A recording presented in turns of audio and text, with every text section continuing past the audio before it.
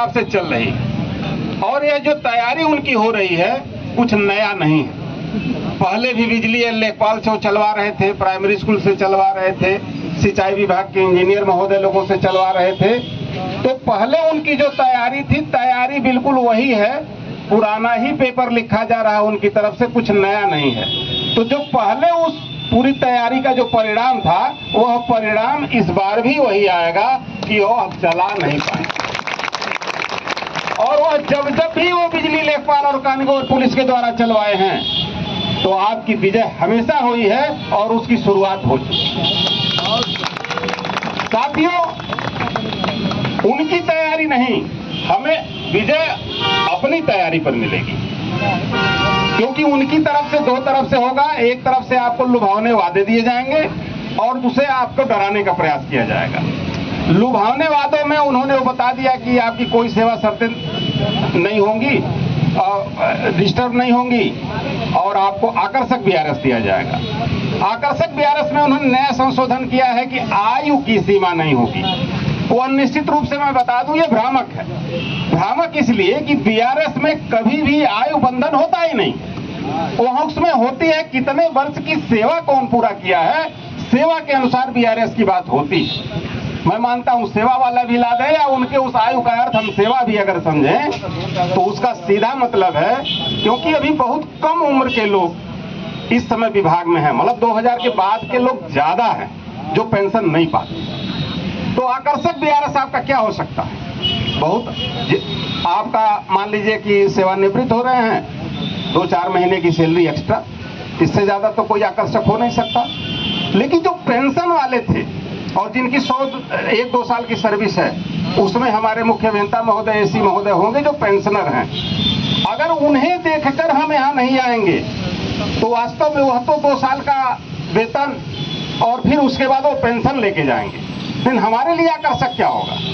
2-4 महीने की तनख्वाह आप ज्यादा ही दे देंगे, फिर तो हम सड़क पे हैं, हमारे पास पेंशन भी नहीं है। और आज इस उम्र में लोग 3-3, 4-4 साल एग्जाम की तैयारी किए हैं, उसके बाद इस विभाग में सरकारी क्षेत्र में आ पाए।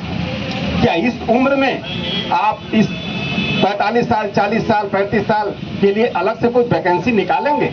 और निकालेंगे तो क्या हमारी वही क्षमता है कि उन नए लड़कों के साथ जो बेरोजगार हैं, जो रोज पढ़ रहे हैं, उनके साथ हम कंपटीशन करके फिर से कंपटीशन निकाल लेंगे? और अगर हमें टाटा अंबानी के ही यह काम करना होता तो 3-3, 4-4 साल कमरों में बंद करके हम लोग कंपटीशन क्यों पास किए? केवल इसीलिए कि एक दिन हम टाटा और अंबानी के हम मुलाजिम हो जाएंगे। उसके लिए तो मुझे किसी एग्जाम की जरूरत ही नहीं थी।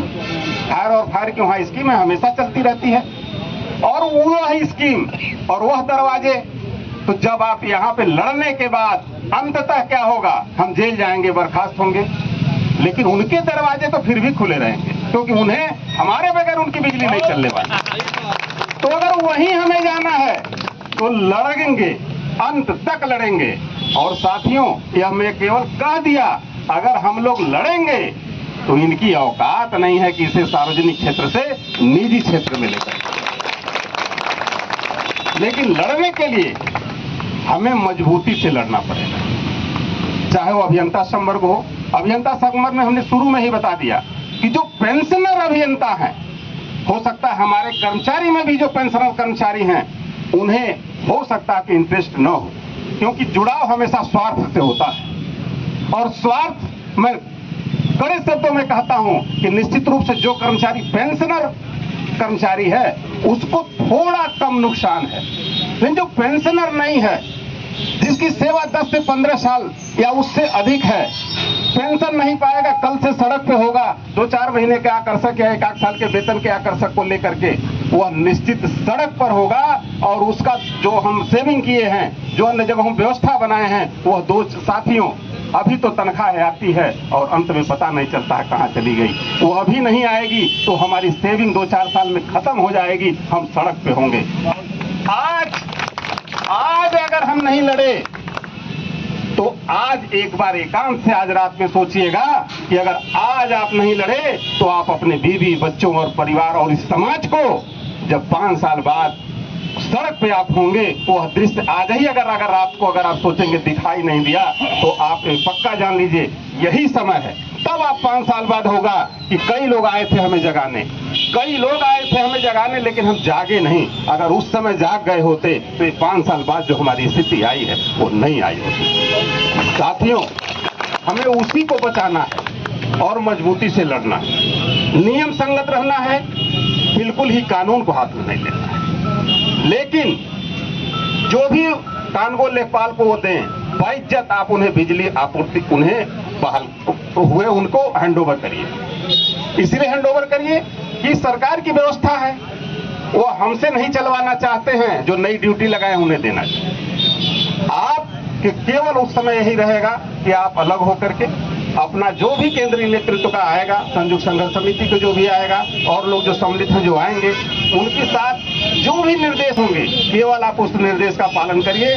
चाहे संयुक्त संघर्ष समिति या अन्य संगठन जो भी हैं, जो आंदोलन में हमारे पैरेलल आंदोलन चला रहे हैं, सभी लोगों यह मान के चलिए कि एक काफी सोच समझ करके माननीय न्यायालय और अन्य जगहों से सलाह लेकर के, क्योंकि पिछली